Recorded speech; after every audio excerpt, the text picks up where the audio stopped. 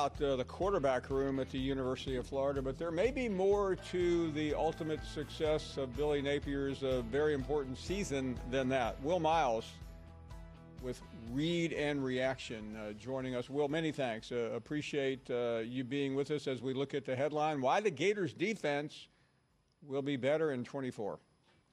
No, thanks for having me on, Paul. Really appreciate it, and excited to talk about the Gators. Well, listen, I mean, there's been enough negativity. It's about time we found some reason for hope. So let's start with the defense, because if that defense is significantly better, then a lot of the naysayers may be in for an old takes exposed beating, because things could be different. So what's it all about? Well, I mean, I think, when you look at the Florida defense, it hasn't been good for 4 or 5 years now, going all the way back to Todd Grantham, change over to Patrick Toney. It was bad then. And then last year with Austin Armstrong, they brought in Ron Roberts this year. And there's some interesting stuff, I think, if you look at some of the underlying statistics. So Florida had a success rate last year of 38%. And over the last 3 years, there's only been 4 other teams in the SEC who've had that, and they've all been top 30 defenses. And so really it was the big plays that killed them, and that's what Ron Roberts is going to have to solve. He's going to have to help Austin Armstrong solve the big plays on the defensive side of the ball. It's interesting whether you mention Armstrong, because I've heard so many people talk about him in relation to maybe the ultimate success. Talk about him for a moment and what he has brought to the table from all aspects. Yeah, well, I mean, I think he's extraordinarily aggressive. You could see that in his time at Louisiana. You could see that in his time at Southern Miss. And you saw that last year at Florida as well. Extraordinarily aggressive, blitzes a lot, sometimes covers zero, leaves his corners out on an island. Last year, Florida didn't have the talent to do that. And the question really, I think, is going to be in the transfer portal, the guys they've brought in on the back end, along with all SEC freshman team safety Jordan Castell taking a step forward. Will they have the guys on the back end in order to allow that defense to play that sort of aggressive style? I mean, there were moments last year where this defense showed up. Take us through what we saw last year and how you believe it's going to be different in 24.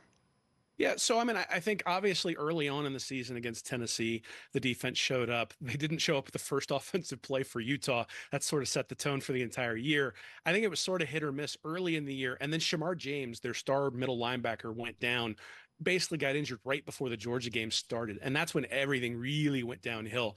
They had Scooby Williams come in at backup there at middle linebacker, and he just wasn't able to get the job done. Really got lit up by Jaden Daniels there at LSU. So it was almost a tale of two halves for Florida. And the first half was decent with Shamar James. The second half was not good with James out. And I think having James back, along with Pup Howard, a transfer from South Carolina there at the linebacker position, will give Florida a little bit more stability on defense and probably less likely to have a drop off the cliff. Now, are they going to be able to be a top 20, a top 30 defense? I think a lot of that'll depend on the back end. So guys like Asa Turner, a transfer from Washington, DJ Douglas, a transfer from Tulane, and Triquez Bridges, a transfer from Oregon. Those are the guys who are going to have to step up on the back end if Florida's going to really expect to have a significant defensive improvement. Chatting with Will Miles from Read and Reaction. Will, we have saved the offense for last. I mean, it's clearly the quarterback situation in very good shape. What else do you see offensively that can produce enough points to keep up with some of the high-powered teams on the schedule? Yeah, well, I mean, I think everybody understands and saw during the spring game and saw last year that Eugene Trey Wilson, their slot receiver, is a real star. But bringing in transfers like Elijah Badger and Shamir Dike, those guys are going to have to step up, or someone like a true sophomore like Aiden Mizell, to allow them to put Trey Wilson into the slot.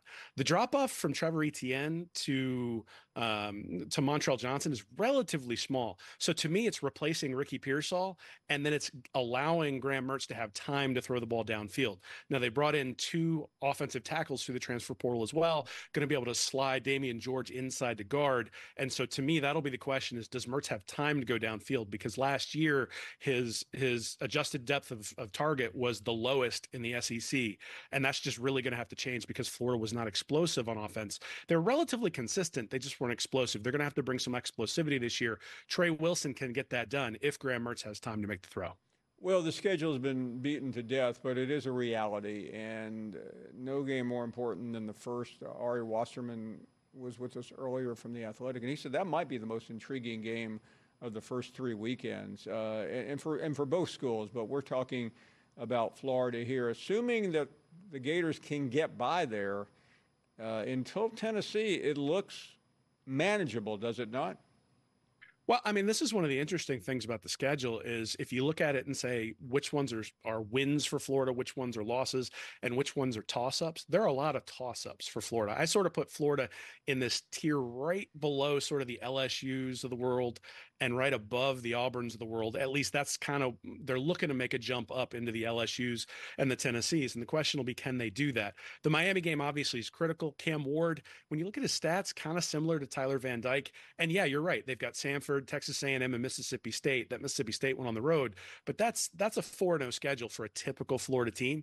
And Billy Napier isn't going to get a whole lot of slack if they're not 4-0 at that point, or at least 3-1. The UCF game with KJ Jefferson, he absolutely demolished their defense last year at Arkansas. So if Jefferson is able to really take down the defense again, I think all of a sudden you're really talking about job security for Napier, not just can Florida have a successful season. And assuming he survives the first half of the season, because otherwise it really doesn't, the second half conversation is irrelevant, then what do you think he needs to do? And I say that having just spent time with Scott Strickland exactly a week ago telling me I'll know it when I see it. I don't know how that translates to college football. I know how it translates to Potter Stewart interpreting obscenity. Explain. Yeah, well, I mean, I think when you look at college football, the way you evaluate programs or the way you maintain fan interest is by winning championships or selling hope. And so Florida has a 5-star quarterback in DJ Lagway coming into the fold. You mentioned they were set at quarterback. Lagway is part of that. And Lagway is selling hope. And so Florida might go 6-6 this year, but if Lagway shows that he can be the real deal, and if you've got a guy like Trey Wilson coming back next year and you see the defense take steps, well, all of a sudden you can justify bringing Napier back for another year, even if you're sitting there at that 6-6 level. Now, look, the fans in Gainesville aren't going to be happy about that. Urban Meyer on a Swamp Kings documentary, they were talking about 9-3, him being nervous about being thrown out of town. So I don't necessarily think 6-6 is going to get things quieted down. But I think that's what Strickland's really talking about is that can you sell the fan base, can you sell the boosters, and can you sell the NIL apparatus on the hope to the future? And DJ Lagway is a huge part of that. Yeah, and by the way, there's no reason to debate whether that will or won't happen because, as you know, so often it's the flow of the season, it's critical games, and we can't sit here and predict that. But I mean, I could argue, and I know you could do it even better, that if Lagway looks like the next Tim Tebow, then Florida fans might very well buy in. Well, I mean, it's actually interesting. If you go back and you look at Lamar Jackson and some of the things he said after he went to Louisville, he essentially was going to commit to Florida and Will Muschamp before all of the uncertainty within the program. And if you think about those 2015 and 2016 defenses that Jim McElwain inherited from Will Muschamp, and you put someone like Lamar Jackson behind the center, what would those teams have been able to do? And so that's the risk when you decide to make a change, especially the way the transfer portal works these days, where players have the ability to move. You do need to make these changes with a little bit more, I guess, insight in terms of what your top recruits are going to do, because this isn't going to be like in 2004 when Florida let Ron Zook go and Chris Leak stayed in a system that didn't really fit in with Urban Meyer. And that was because there were limited options for Leak when they did that. In this case, there are going to be plenty of people who want DJ Lagway if Florida decides to make a separation with Billy Napier. And so all of those things have to be taken into account when you're trying to decide what do we do next? And is there a coach out there who's going to get Florida to a position higher than Napier will? Finally, understanding Florida fans want to see a winner. It's been a long time. How would you characterize Florida fans right now before the season? Where are they? Yeah, I think they're getting optimistic. I think Florida fans tend to be really optimistic before the season starts, and then tend to be really pessimistic as the season goes along if things don't go the way they want them to. But look, I mean, Florida, from a talent perspective, should be in the top tier of the SEC. Now, obviously, the additions of Oklahoma and Texas sort of adjust what those tiers are. But from a talent perspective, there really aren't any excuses. I think what Florida fans really probably want is some certainty. So whether the team does really poorly or whether the team does really well, They want to know that the program is headed in the right direction. And so I think there's a little bit of pensiveness within the program of you've got people who see the Lagways and the LJ McCrays, the 5-star defensive end that they brought in. At the same time, you see Florida trying to patch holes with the transfer portal in a way that a team like Georgia or a team like Alabama doesn't really need to do. And so I would just say apprehensive is maybe where the fan base sits. A couple of wins early, like you mentioned, against Miami, against UCF, going into that game at Tennessee and Knoxville. If they can pull that one out too, all of a sudden there's going to be this huge wave behind Billy Napier. But obviously, if he struggles, then there's going to be a wave going in the other direction as well. Yeah, if that game goes Florida, the wave might be talking about the coach who lost that game, not the one who won it. Great to talk to you, Will. Will Miles joining us. Thank you very, very much. Fantastic conversation. As we continue here on a Tuesday afternoon, we will be right back.